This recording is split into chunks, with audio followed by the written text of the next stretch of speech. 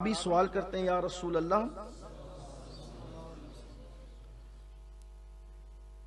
रोज़े क़यामत के दिन मैं अल्लाह से इस हालत में मिलना चाहता हूं कि मेरे वजूद पर कोई गुनाह ना हो।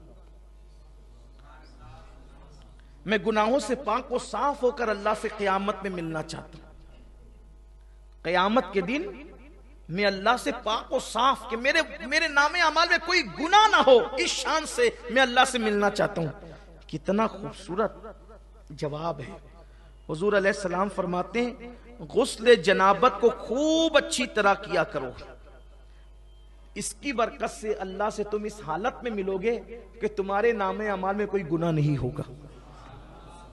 यानी गुस्ल जनाबत जो लोग अच्छी तरह करते हैं, क़यामत के दिन वो गुनाहों से पाक होकर के उठेंगे। पहली बात तो लोग 2-2-3-3 तक गुस्ल जनाबत को 2-2-3-3 दिन तक करते ही नहीं है, ऐसे ही घूमते रहते हैं।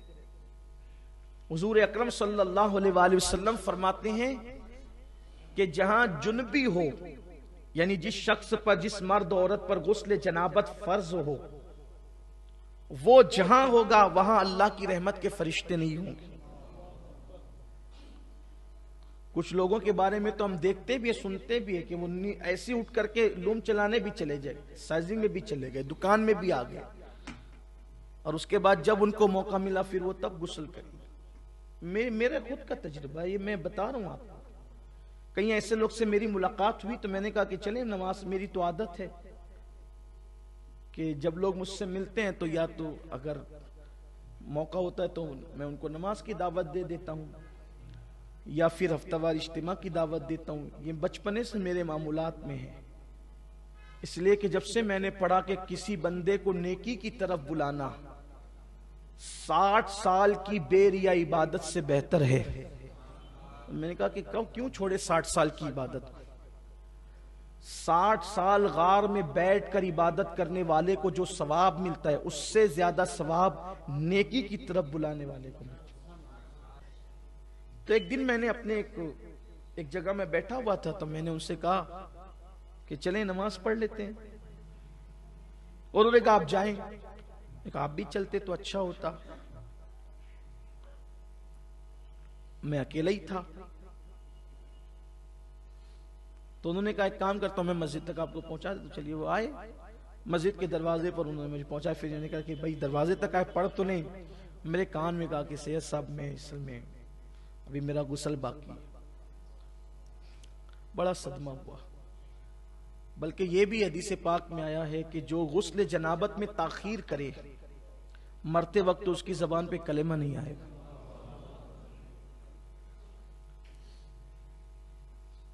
आदत बना लें, जब फारिग हों फौरन गुस्ल करें। हालांकि फज्र के वक्त तक इजाजत है, लेकिन फौरन करें, अपनी आदत बनाएं। मौलाए कायनात सैयदना अली करमल्लाहु ताला वजहुल करीम फरमाते हैं कि मैंने कभी जनाबत रात के अव्वल के हिस्से में नहीं की, हमेशा मैंने जनाबत रात के आखिरी हिस्से। मैं जनाबत सिर्फ समझाने के लिए कह रहा हूं, वहां तक अभी बच्चे बहनें सब और लोग होते हैं, सिर्फ समझाने के लिए। मैंने कभी जनाबत का मामला शुरू रात में नहीं किया, हमेशा रात के आखिरी हिस्से में किया। वजह इसलिए कहते हैं कि अगर शुरू हिस्से में करता तो रात में उसी हालत में सोना पड़ता। अभी तो बहुत आसानी है मेरे अजीजों, गीजर चालू करो और 5 मिनट में गुस्ल करके बाहर निकल जाओ, तो फिर भी लोग मलीछे जैसे बने रहते हैं, 2-2-3-3 दिन नहीं नहाते।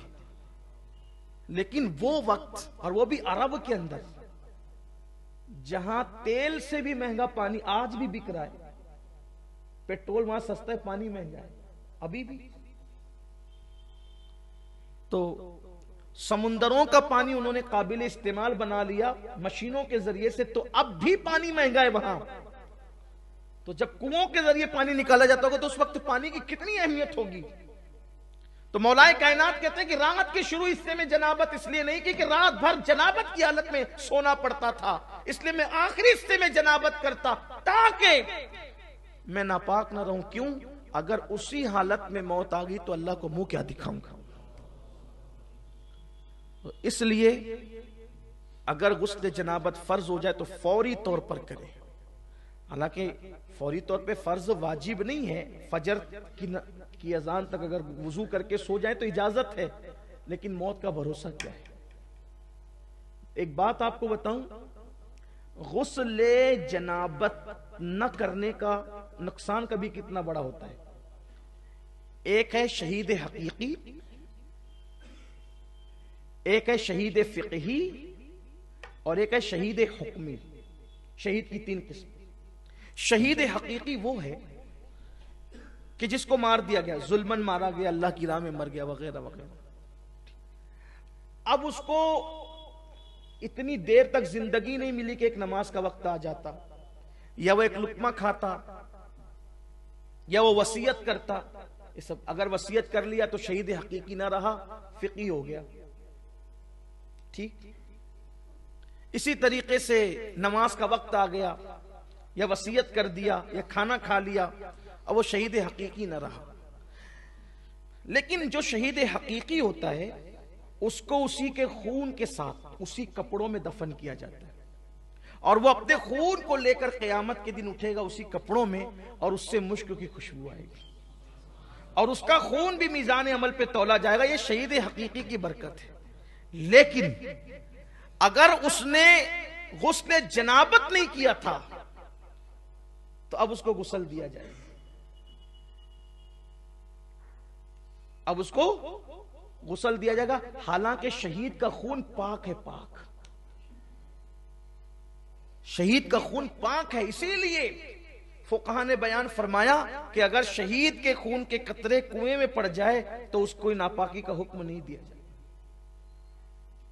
वो खून आलूद अगर कपड़ा कुएं में गिर जाए उसकी नापाकी का हुक्म नहीं दिया जाएगा। आप उसको उठा करके देखें, तो शहीद का ये मुकाम होता है। लेकिन अगर वो जुनबी नहीं है तो उसे गुस्ल नहीं दिया जाएगा, वरना उसे गुस्ल दिया जाएगा। अब ये जो एक फजीलत थी ना कि शहादत का खून कब्र में लेकर के जाना, बल्कि एक बात बताऊं, उन्होंने तो इश्क में किया था, लेकिन उसके बावजूद भी उनको गुस्ल दिया गया।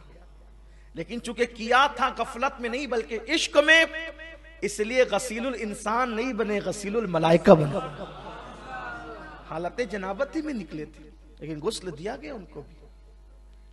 तो गुस्ल जनाबत जल्द से जल्द किया जाए। बल्कि मेरे आका अलैहिस्सलाम फरमाते हैं, अमीन वो लोग हैं, यानी अमानतदार वो लोग हैं जो गुस्ल जनाबत सही तौर पे करते हैं और जल्दी करते हैं। अच्छा, गुस्ल जनाबत भी सही तौर पे होना चाहिए। हुजूर अकरम सल्लल्लाहु अलैहि वसल्लम फरमाते हैं, जब किसी को जुन्ब की कैफियत होती है तो उसके बाल बाल में जनाबत होती है। अगर एक बाल भी हालत जनाबत में धुलने से रह गया तो पाकी ना होगी। लोग तो धड़ाधड़ धड़ाधड़ पानी डाल बदन पे पानी बहाने का नाम गुस्ल नहीं है। नाक की नरम हड्डी तक पानी चढ़ाना, गरगरा करके हलक तक पानी पहुंचाना अगर रोजे में नहीं है तो, और उसके बाद इस अंदाज से बदन पर पानी बहाना कि हर बाल से कम 3 कतरे पानी बह जाए, ये जरूरी होता है। फर्ज गुस्ल बहुत एहतियात से होना चाहिए, वरना गुस्ल बाकी रहेगा। कुछ लोग तो बस बदन पे 3-3 4-4 बच्चों के बाप हो गए, लेकिन गुस्ल करना सीख ही नहीं सके। क्या नमाज होगी और क्या इबादत होगी और क्या तिलावत होगी, कितना बड़ा अलमिया है। तो इसलिए मेरे आका अलैहिस्सलाम ने फरमाया कि अगर तुम ये चाहते हो कि गुनाहों से पाक हो के क़यामत के दिन अल्लाह से मुलाकात करो, तो गुस्ल जनाबत अच्छी तरह से किया करो। हुजूर इस्लाम ने कहा कि अच्छी तरह से किया करो, इसलिए गुस्ल जनाबत अच्छी तरह से करने की आदत डालें। नाक के बाल बढ़ जाया करें तो उसको कटवा लिया करें, इसलिए कि अगर बाल कटवा लेते हैं तो गुस्ल जनाबत में आसानी होती है। इसी तरीके से अगर कुछ खाए हैं दांत में फंस गया है और निकाला जा सकता है तो वो सारा हिस्सा धुलना हमारे लिए फर्ज है। गरगरा करना चाहिए, और गरगरा करने में शर्माओ मत कि आवाज आएगी तो लोग क्या कहेंगे। लोगों को छोड़ दो, कौन क्या कहेगा। हलक के अंदर पानी पहुंचना चाहिए। इसीलिए काफिर कभी पाक नहीं हो पाता। काफिर कभी पाक, क्योंकि वो नहा तो लेता है, पानी तो बहा लेता है, कभी कभी बेतकल्लुफ पानी पीने की वजह से उसका गरगरा भी हो जाता है, हलक भी धुल जाता है, बेतकल्लुफ पानी पीने। लेकिन नाक में पानी वो कभी नहीं पहुंचा पाता, क्योंकि नाक में पानी पहुंचाने का तसव्वुर सिर्फ इस्लाम में है। इसलिए काफिर कभी पाक नहीं हो पाता गुस्ले जनाबत से, कभी पाक नहीं हो पाता। इसलिए आपसे कहता हूं गुस्ले जनाबत सीखिए और अच्छे से सीख करके गुस्ले जनाबत कीजिए। और गुस्ले जनाबत की बरकत भी बहुत ज्यादा है।